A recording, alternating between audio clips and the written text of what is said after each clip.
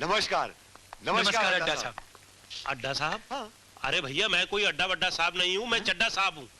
हाँ चड्डा साहब। हाँ बोलिए। चड्डा साहब वो आपका माल हमने तैयार कर दिया। जी हाँ।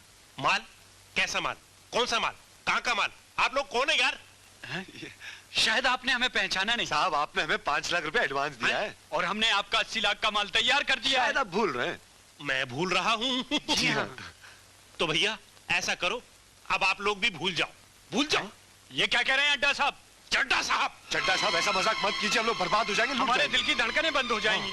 अरे आपके दिल की धड़कन रुक जाएगी तो इसमें मैं क्या कर सकता हूँ यार? ठीक है, अगर आप कुछ नहीं कर सकते तो मत कीजिए, हम सेठ जी से मिलना चाहते हैं। हाँ, आप राइट जाके लेफ्ट मुड़ जाइए। Thank you. नमस्ते। सेठ जी एसी रूम में बैठे हैं। सेठ जी ये क्या, आपका मैनेजर कह रहा आप हमारे माल की डिलीवरी नहीं लेना चाहते?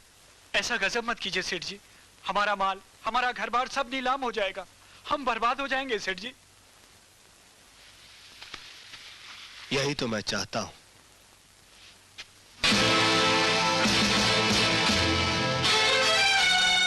कृष्णा? हाँ वही, आप लोगों का 2 कौड़ी का नौकर कृष्णा।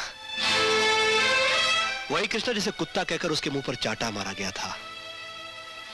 वही कृष्णा जिस पर चोरी का झूठा इल्जाम लगाकर उसे घर से बाहर निकाल दिया गया था। ओह, तो इस बात का बदला ले रहे हो तुम? मेरे साथ किए गए सुलूक को तो कब का भूल चुका हूं मैं, मगर अपनी बड़ी मालकिन की आंखों से बहे हुए आंसुओं को कैसे भूलूं? मेरे साहब जी के सीने पर तुम लोगों ने जो जख्म दिए उन्हें कैसे भूलूं मैं? याद है बुरे वक्त में तुम लोगों का गिरगिट की तरह रंग बदलना? याद है गारंटी पेपर पर दस्तखत करने से इनकार करना? याद है कर्जदारों को दरवाजे पे से कार को ले जाना? याद है साहब जी को जबरदस्ती सिगार छोड़ने पर मजबूर करना? अरे विक्की बाबू, आप लोगों को कुछ याद नहीं, मगर कृष्णा को सब याद है। जाओ, नहीं उठाता मैं तुम लोगों के माल की डिलीवरी।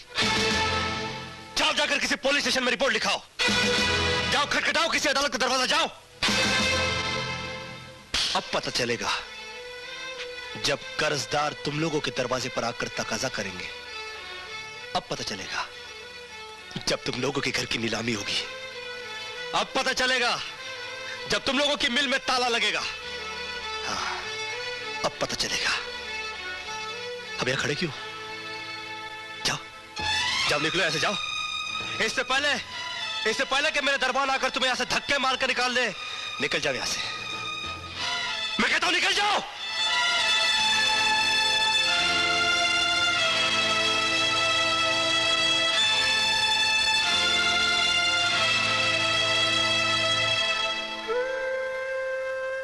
माफ करना साहब जी,